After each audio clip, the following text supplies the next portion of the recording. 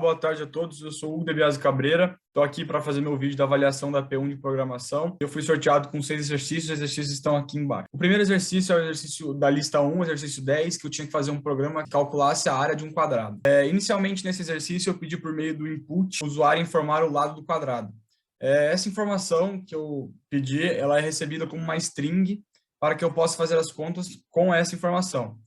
Após isso, eu converti o valor recebido para float, armazenando na variável lado do quadrado. A segunda operação ali, a igual lado, asterístico, asterístico, dividido por 2.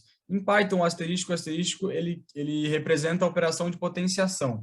Assim, o valor armazenado na variável lado é elevado ao quadrado e armazenado na variável a. E, por fim, eu dou um print e consigo o resultado final de tudo.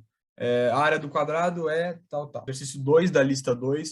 Eu tinha que desenvolver a fórmula para buscar o correspondente do IMC com base na tabela base dada aqui abaixo. Nesse exercício 2, eu comecei definindo a função recomendação IMC com os parâmetros peso e altura. Dentro dessa função, eu armazenei o resultado do IMC calculando na variável i, como sendo a divisão do peso pela altura ao quadrado. Para identificar o resultado da análise segundo a tabela do enunciado, eu precisei posicionar meu IMC presente na variável i nas opções de intervalo da tabela, e assim eu comparei o meu valor em i com os extremos dos intervalos do IMC. E caso o resultado da expressão lógica resultasse em true, eu entraria no bloco de código dessa condição e atribuo o valor do resultado como uma string segundo a tabela do enunciado. Se nenhuma condição for satisfeita, eu caio no else, que representa ICMS acima de 40. Se entra em alguma condição, eu não preciso testar as demais abaixo dela. Por fim, a função retorna o valor armazenado na variável recomendação, e assim eu pedi ao usuário as informações de peso e altura, convertendo ambas para float. Chamei a minha função passando como argumentos os valores informados pelo usuário e armazenei o resultado retornado pela função na variável Hugo. E por fim, dei print no resultado final armazenado na variável Hugo, consegui achar o resultado do meu IMC. Exercício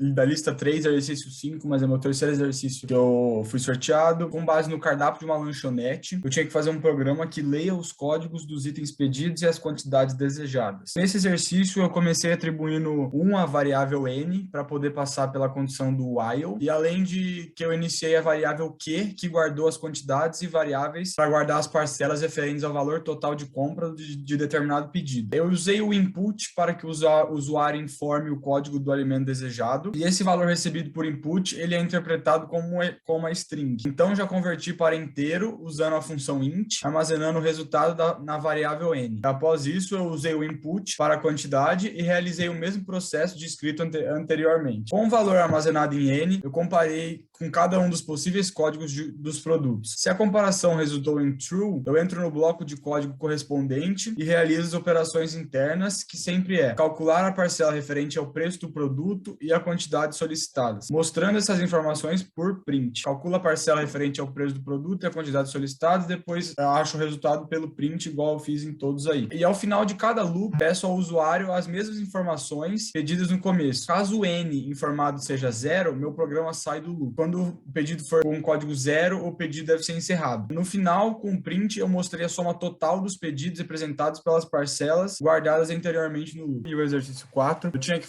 criar um CPF e validar esse CPF de acordo com as dicas de programa do link abaixo aí, e eu tinha que imprimir a mensagem válido ou inválido. Eu tinha que criar uma função que validasse esse CPF. Nesse exercício, eu comecei definindo a função de validação do CPF, que recebe o parâmetro CPF e uma lista de dígitos. Cada um dos 11 dígitos dessa lista foi armazenado em variáveis separadas. Após isso, eu testei se todos os números são iguais, usando uma série de condições que, se satisfeitas, finalizam a função retornando inválido como resposta. Após isso, eu fiz duas operações semelhantes. Cada um dos 9 primeiros dígitos do CPF são multiplicados pelos números de 10 a 2 e a soma é armazenada na variável soma 1. Em seguida, multipliquei o resultado por 10 e pego o resto da divisão por 11, armazenando na variável verifica 1. Fiz um processo de correção para o caso onde o resultado é 10, substituindo 10 por 0 caso a operação anterior não resulte em 10. Faço a primeira verificação, comparando o número obtido com o 10º décimo dígito do CPF, ou seja, o primeiro dígito verificador. Se for diferente, a comparação resulta em true. Entro no if e retorna inválido como resposta. Caso a comparação anterior resulte em false, sigo com o processo. A diferença que fiz aqui é que multipliquei os 11 primeiros dígitos do CPF pelos números de 11 a 2 e faço as mesmas operações realizadas anteriormente. Se o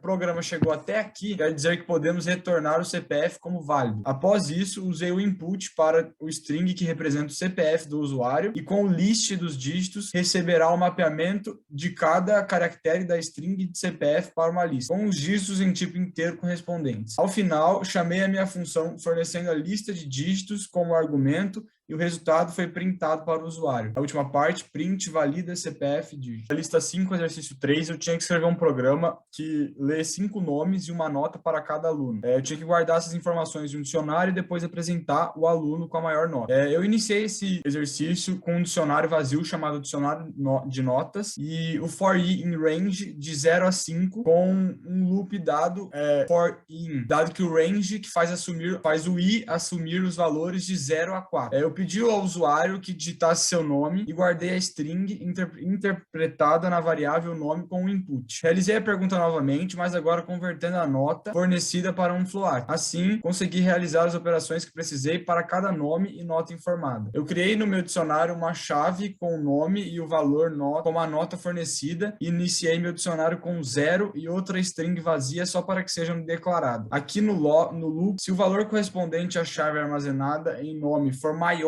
do que o valor armazenado em maior, atualizo esse valor com um novo maior número e também guardo o nome desse novo aluno de maior nota. Ao final, com o print, mostro o nome de aluno do maior nota armazenando em aluno. Assim eu consigo saber. No último exercício, que foi o exercício da lista 6, exercício 9, era para fazer um programa para ler do teclado um número de CPF 100 pontos e esse programa devia fazer o CPF de 5 pessoas e armazená-los em uma matriz de 5 por 11 e, por fim, criar uma função que validaria esse CPF, entre válido e inválido.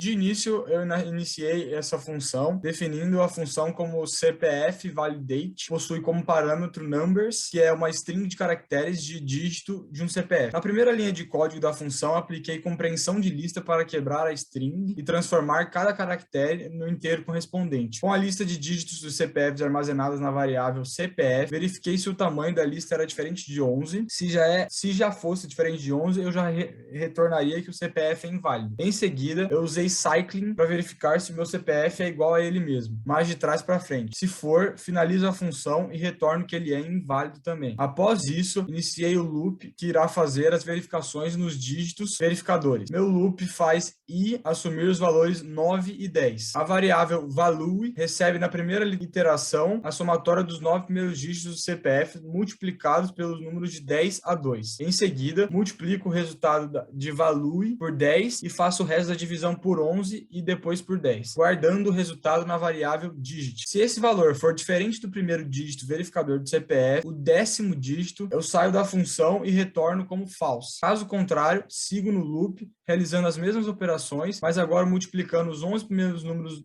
dos dígitos do CPF pelos números de 11 a 2. Se não, retorno como false até a última linha da função. Então, retorno true. No programa principal, criei a variável matriz como uma lista vazia. Ela armazenará os 5 CPFs lidos por meio de um loop for. Nesse loop, texto para cada CPF se o retorno é true or false e dou print para informar o resultado. Por fim, eu dei print da matriz criada, guardando todos os CPFs formados, o aluno com a maior nota e a nota.